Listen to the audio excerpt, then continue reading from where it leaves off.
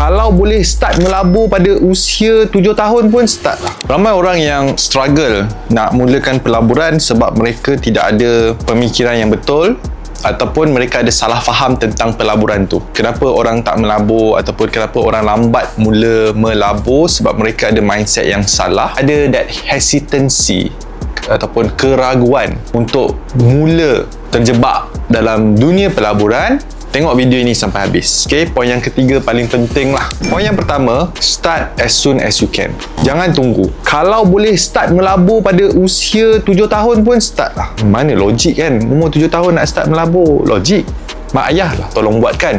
So, kalau mak ayah yang dah mulakan pelaburan untuk anak-anak pada usia yang muda, maka anak-anak itu high chance akan teruskan pelaburan itu ketika mereka dah bekerja dan mempunyai keluarga mereka sendiri. Kan, kehidupan saya dulu pun sama juga. Mak saya seawal sekolah rendah lagi dah mula simpan duit saya ke dalam tabung haji. As simple as letak duit dalam tabung haji je. Tak perlu nak letak tempat-tempat, you know, like complicated, just saham ke, unit trust ke yang mempunyai risiko yang lebih tinggi. Tapi as simple as letak duit kat tempat yang at least boleh memberi pulangan 5%, that's already good. Start as soon as possible. Tapi kalau bagi mereka yang mungkin anda yang tengok mungkin dah start kerja kan, dah ada pelaburan ke belum? Kalau tak ada, kenapa? You have to start now. Anda dah tengok video ini, anda kena start sekarang juga.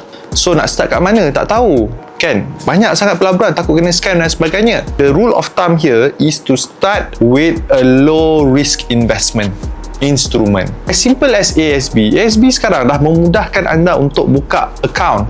Like, saya ada follower saya yang tanya saya buka account melalui Touch 'n Go e-wallet. Saya pun macam, mula of course lah, bila saya dapat soalan macam ni, saya macam, betul ke ni kan. So saya pun buka lah Touch 'n Go e-wallet saya. Memang ada. So memang boleh. Kalau bukan Touch 'n Go e-wallet pun boleh buka kat mana-mana bank. So sekarang ni semua bank anda ada link kepada ASB. So bagi mereka yang mungkin belum ada ASB account, that is a good place to start. Rather than anda nak cari mana pelaburan yang bagus, kena belajar lagi. So technically benda tu melengahkan anda untuk mula melabur. Sedangkan rule of thumb untuk pelaburan ni adalah kena start awal. Anak saya mula melabur pada usia 0 tahun. Dapat dia my card, terus dah start melabur dah. Automatically buka dua akaun ini, akaun wajib untuk anak saya. Saya akan buka tabung haji dengan buka ASB. Tabung haji ini saya akan cepat-cepat hit at least minima, tak start 1,300 ke 1,400, I don't know, you can check. Sebab saya nak daftar anak saya ni untuk haji. Sebab sekarang ni kalau daftar haji makan masa beratus tahun. So better, you know, at least ada chance lah you daftar awal. So tanam mindset ini. Tanya, dah melabur ke belum? Belum. Melabur sekarang. Tak tahu nak melabur mana? Carilah instrumen pelaburan yang berisiko rendah. Tak nak ASB? Tabung haji. Tu je lah. Pelaburan berisiko rendah yang memberi pulangan yang tinggi. Ada je macam fixed deposit kan? Tapi fixed deposit satu hal pula. Dia lock duit anda kena invest banyak. So dia banyak masalah. So bagi mereka yang mungkin tak boleh nak invest kat tabung haji ataupun ASB for whatever reason, bolehlah buka unit trust. Tapi unit trust, cari unit trust money market. So money market ni adalah pelaburan unit trust yang melabur dekat tempat like macam fixed deposit. Tapi the beauty about unit trust ini, again unit trust ni anda kena melabur sendiri.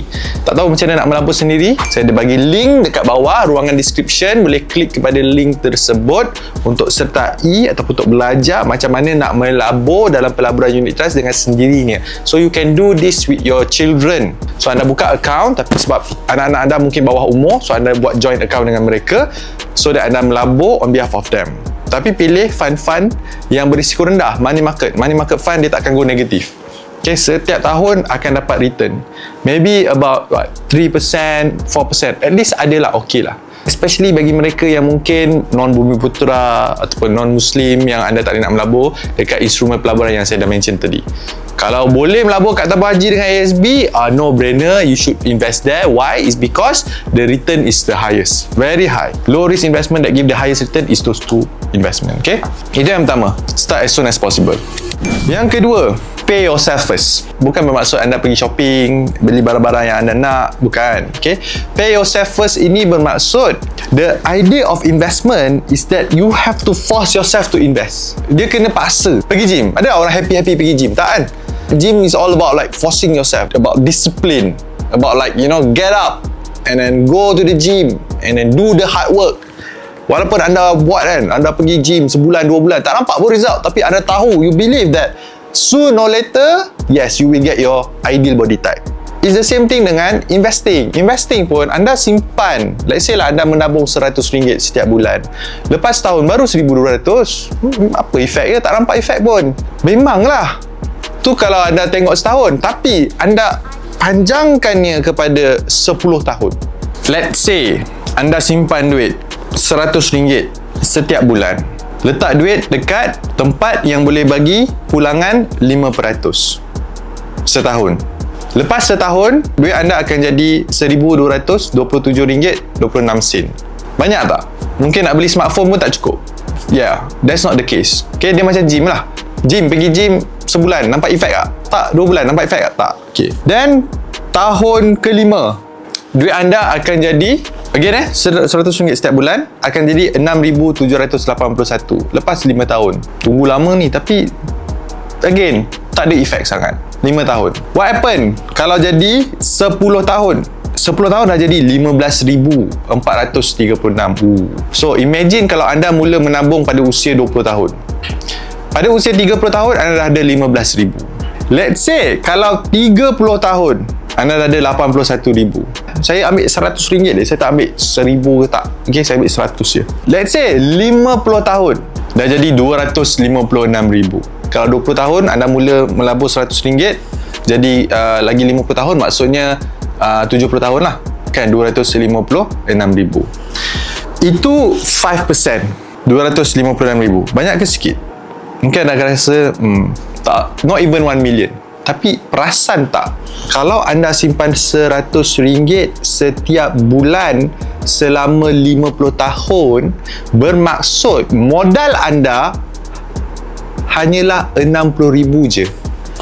Modal anda RM60,000, tetapi return, jumlah duit yang anda dapat with a 5% return, let's say anda letak kat ASB bagi 5% setiap tahun, RM60,000 jadi RM256,000. Nampak tak impactnya? Itulah yang dimaksudkan dengan pelaburan. You have to force yourself. You will not see the result now. You will not see it next year. You will not see it in 5 years time. But trust me, you will definitely see it in 10 years, 15 years, 30 years, 40 years from now. So you have to force yourself. Kena paksa diri. Cara nak paksa, pay yourself first. Pay yourself first ni, labur duit anda.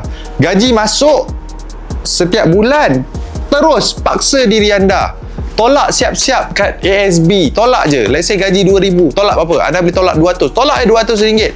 Gaji masuk terus tolak. Jangan tunggu. Bila anda tunggu, trust me, at the end of the month, habis duit tu. Betul tak? Dah tak ada.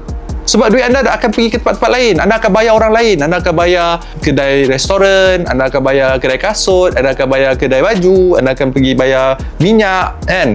Anda mengkayakan orang lain. Sebab tu the word here is pay yourself first. The only way for you to pay yourself first is when you pay for your future.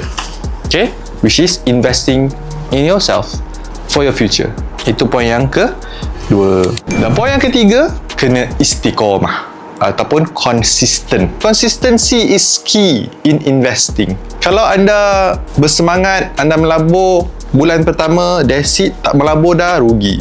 But the thing about investing is every month is something that you have to do it consistently. Dia macam pergi gym lah. Boleh tak anda pergi gym setahun sekali? Ada efek tak? Takkan ada efek. Even kalau anda pergi sebulan sekali pun tak nampak efeknya. It's like consistent. Maybe seminggu tu 3-4 kali. Setiap minggu konsisten selama setahun, baru anda nampak shape, baru anda akan nampak efek je. Begitu juga dengan pelaburan. So pelaburan ni kalau anda sekadar melabur setahun sekali, time raya je kan, for example, baru ada pelaburan, dia tak ada efek. It's better for you to invest every single month. Saya memang invest every single month. Sama ada cryptocurrency, emas, ini pelaburan yang saya invest every month lah. Saham tak boleh, sebab saham naik dan turun. So saya invest bila market cantik lah. Market tak cantik saya tak invest. But these two. And kenapa crypto? Sebab like I say for me crypto is about me slowly transferring my wealth to cryptocurrency. So kekayaan saya ni ada wang ringgit, ada hartanah, and ada crypto. Okay, so quite big chunk.